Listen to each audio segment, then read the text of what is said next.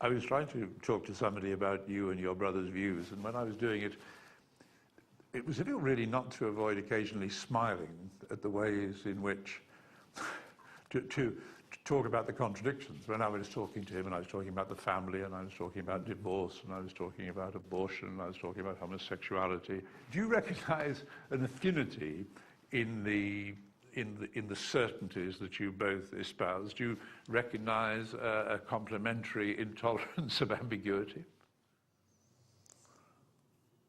Yes, I do. Because I've noticed that on things where we actually do agree,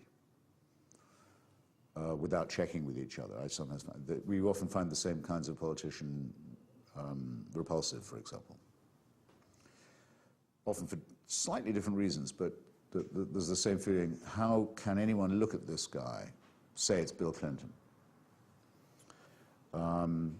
without realizing you're dealing with this sort of dangerous phony, sort of hopeless case of narcissism? And why would anyone volunteer to help, be proud to help, to pump up this already bloated ego? What's going on here? Some kind of appalling masochism.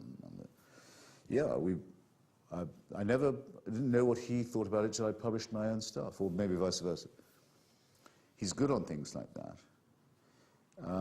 As he is, for example, on the wretched church of which he's a member. I mean, he understands as much and as easily as I do that Rowan Williams just does this perfect impersonation of a Welsh sheep trapped, bleating on some hillside in the rain. And it's more of a tragedy to him than it is to me. But you can't miss a thing like that. And he wouldn't be him if he didn't. I mean, it's very typical of him. It's his form of Trotskyism, if you like. He can only be a member of the Church of England on condition that he's a member of the most extreme, isolated, derided opposition group within it. Absolutely. Oh, last... I'd rather be a Trotskyist, frankly, but with all the hazards. If I say the name Horace Mann, you're probably going to know that I'm going to use that quotation from him, which he said, "Until you've done something for humanity, you should be ashamed to die." I think that you say that's a pretty tall order. Yes. Would you allow that of yourself? Would you like to feel that that is true to an extent? No, I can't really say that, I don't think. But I'm hoping to, if this wouldn't seem like a rather melancholy coda. Because, as you know, I have a malignancy in my chest.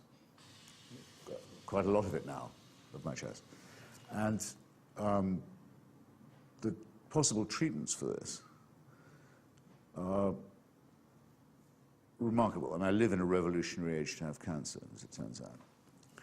And there are experiments that are being conducted, and I've volunteered to take part in 2 or 3 of them. And there may be a couple more where I could be a guinea pig.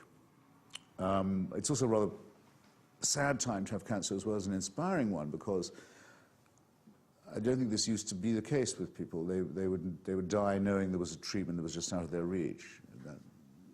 That will probably happen to me.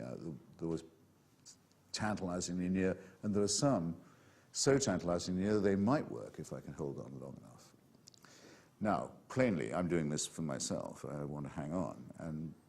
But I also do feel that I'm willing to go to places I didn't need to go, to have my gene sequenced, for example, and my genome analyzed, and to have some tests conducted that they don't hold out any prospect of success for, but that might benefit other people. And Horace Mann was in my mind when I thought about doing that. I thought, you probably need to be nearer death to be deciding, well, how are you going to pass the test? This will be what I hope to contribute, or bequeath, if you like. And it's a lot better than the other offers I had, which were to go to prayer breakfasts in my own honor. I can't see you. Which I didn't think would meet the tests either way. In fact, would rather negate the idea. Christians have been rather nice to you, haven't they, when you consider the assault that you made Oh, you've been making them on them recently. They're all praying for you, aren't One of them in particular, well, not all Christians are praying for my recovery, I should add. they? Oh, they somehow see this as a Well, divine... no, I mean by that to say there are some who pray for me to die horribly in order to set an example to other backsliders, and not only to die horribly, but then to be reborn and then never to die, to live forever in agony. There's that tendency, faction. And then there are those who say they're praying for me, and only after a while, after I got a lot of these messages, so I start writing back saying, do you mind if I ask, when you say you're praying for me, praying for what? And many of them were honest and wrote back saying, praying for you to become someone who accepts Jesus as his personal savior. Not for me to get better. Or to get better plus that, but not only that. Well, I thought it was nice of them to clarify. But one Christian in particular has become very important to me and is, I think, a very exemplary person. You may have heard of him. He's called Francis Collins, Dr. Francis Collins. Well, he's the head of the National Institute of Health and the National Cancer Institute. And he is the man who was given the job in the 90s of completing the Human Genome Project and brought it in complete, ahead of time and under budget in the early years of the Clinton administration. A gigantic contribution to medicine, as well as to our understanding of what we have in common with other animals, and is the final blow to all those who doubt that we are evolved rather than created. And Francis is a believing Christian of a C.S. Lewis kind, I would say. And he's taken a strong personal interest in me and introduced me to doctors who can help me, if I want to think of it like that, help other people by doing new pathway treatments, or help myself perhaps as well, on the off chance. So that's a rather nice symbiosis. Have you, it's a quotation that you use at the beginning of your book, The Hamlet, you always made me laugh. Your tirade, your invective, your name-calling, apart from all the other things about your writing that I admire, but it was often the laughter. Have you lost all your mirth? No.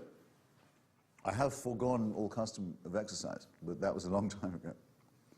Never could quite discipline myself in that way. No, I hope I don't seem mirthless in the least. I wouldn't say I've found any more funny sides to dwell on than I have before. But certain jokes at the expense of the species, about being born into a losing struggle, being created sick and then ordered by God to be well, and all this, do seem even more pertinent when you have to live with the thought every day that it could be your last one.